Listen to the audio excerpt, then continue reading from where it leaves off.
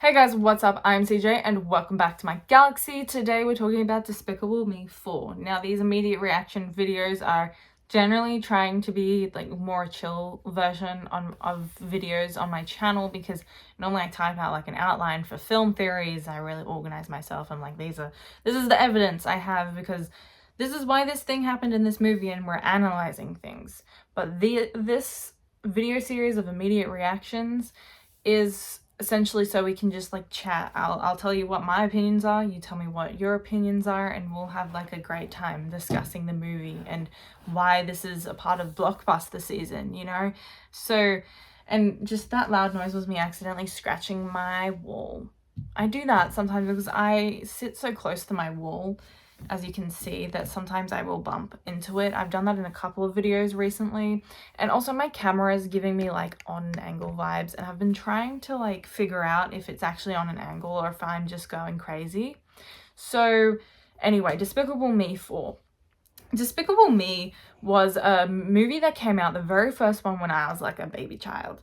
I was real small. I don't remember what year it came out. Like I was really young when it came out and I loved it. I know a lot of people my age loved it. That's why they've made so many movies for Despicable Me and Minions. When the Minions movie came out, I love that. That's like one of my favorite children's movies growing up to have watched. I think I was like a teenager in my mid-teens when that one came out. So Despicable Me 4, of course, I'm going to go and watch them. If they ever put out another movie, I know they made a joke that they were going to continue making movies into the future, like a bunch of Minions and Despicable Me movies, and they did like a whole timeline for the next 100 years, and I'm like, and people in the comments were like, I'm gonna be dead, I just want to watch all of them now, like bring it forward a little bit. And I don't know if they were joking or if they actually believed them. I hope they know it was a joke. But honestly, any movies that come out in the future for Despicable Me, I'm going to watch it, unfortunately, and I just want everyone to know here, do not tell Illumination or the Despicable Me franchise company, the producers, don't tell them that we're going to watch it because it'll give them too many ideas. I know that they know that we know that they know that we will watch it anyways, but I don't want them to know, you know? You guys totally get me. Totally get me. Anyway, Despicable Me 4, what did I think? I loved it, obviously. I would say essentially it is like a basic children's movie for just like entertainment. There wasn't like a massive lesson there other than, you know, themes of family and like the family bonds. Other than that, Despicable Me hasn't really been a movie franchise that has ever, including Minions. When I say Despicable Me franchise, I mean the Minions as well.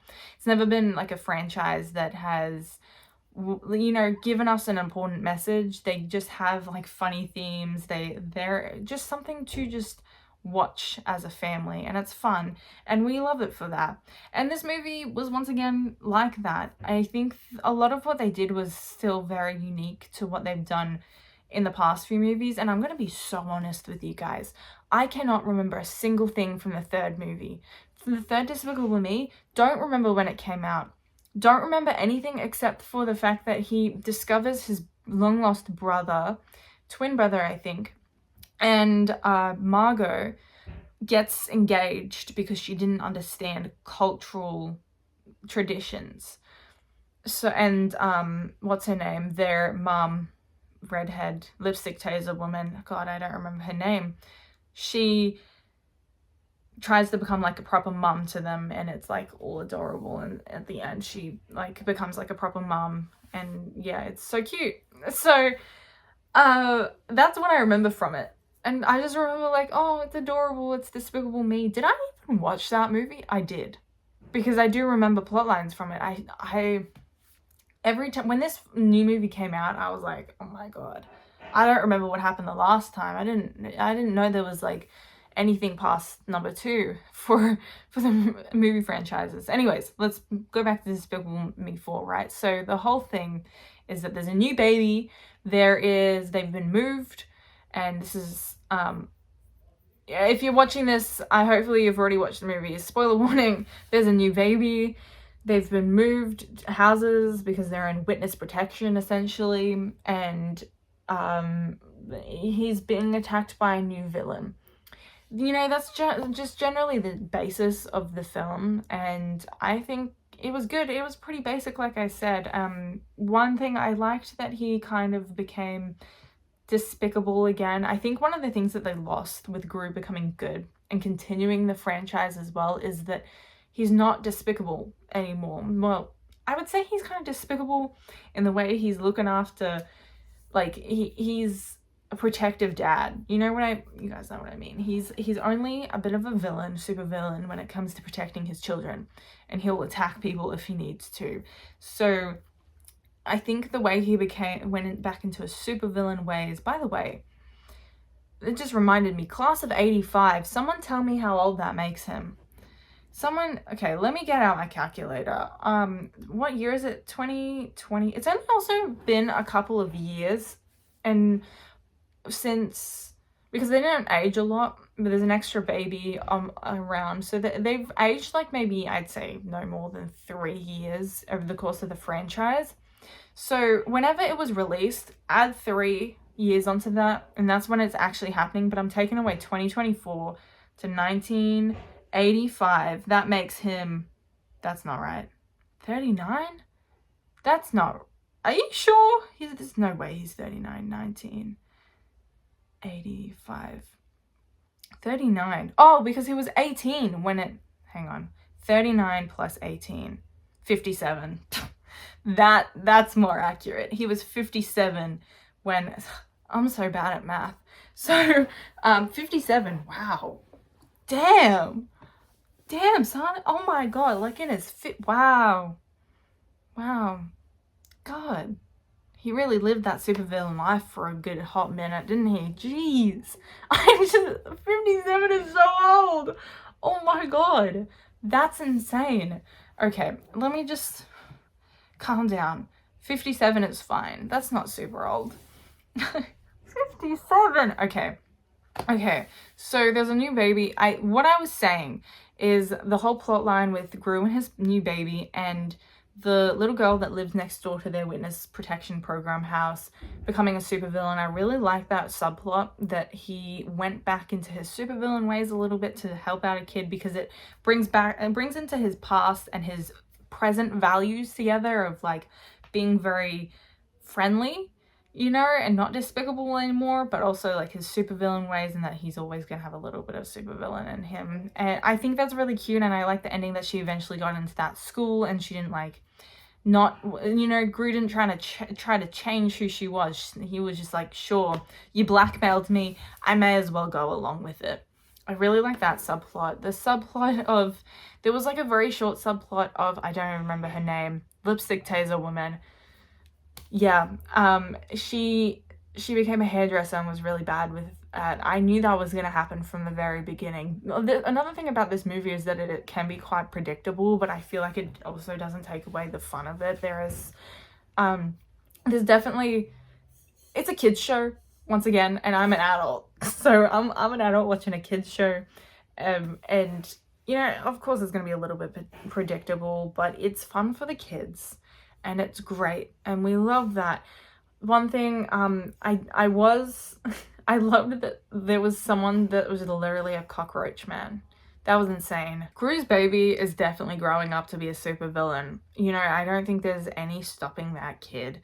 Also, the whole Minions, I know that the Minions get into like so much mischief as well. The minion that got stuck in that vending machine stressed me out so much. Like, someone released that poor minion from the vending machine. I will say the subplot of the minions getting superpowers felt like it's been done before in the second movie, like how they became those purple minions from the villain.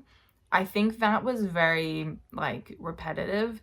I felt like it took away from the main plot, because we know that they ended up you know, not doing much. And it was funny. The minions are always so funny, but they didn't like help with the main plot line of defeating Cockroach Man. And I don't remember what, Maxime? I think that was his name. The main plot of defeating that supervillain. It didn't really feel like they added to it more took away from it. And I feel like there was a better way to have gone about doing that whole Minions subplot as comedic relief. It didn't feel like comedic relief. It felt like annoying. I enjoyed it. Like, I didn't hate it, but it just didn't feel like as good as it could have been. And they definitely could have been more involved in the plot in some way. I think at the very end, if I remember correctly, I saw this movie yesterday, so I'm like trying to remember everything. I think they did eventually were like the captured Maxime, and they helped with that at the very, very end, I think. But it felt like they came too late in the plotline as well. Because I actually don't remember that part of the movie. So it wasn't very memorable. I'm sorry, but it wasn't... Yeah, I feel like they could have been just a little bit more involved as comedic relief. I kind of just wish they would have chosen something else for the comedic relief for the Minions, just because, you know, once again, it happened in Despicable Me too, that they like were changed up a little bit. And yeah, they only chose like 5 Minions to change into superheroes, but, you know, it felt just too similar to the original. Oh my god, my cat knocked my ring light. It just felt too similar to the original Despicable Me purple Minions, and I feel like they could have done something different with the comedic relief plotline. I knew that in the ads as well, that it was going to be repetitive, but if you're going to continue making movies, like, I would love it, but it needs to be less repetitive. It needs to do something different with the Minions. The Minions have to do something else completely chaotic. They have to have their different comedic relief subplot, you know, like they always do. They need their different anything. Don't give them powers again. If you're going to make another movie, and I feel like they will, even though, and I will get to the very ending of this movie in a second, it feels like they probably did.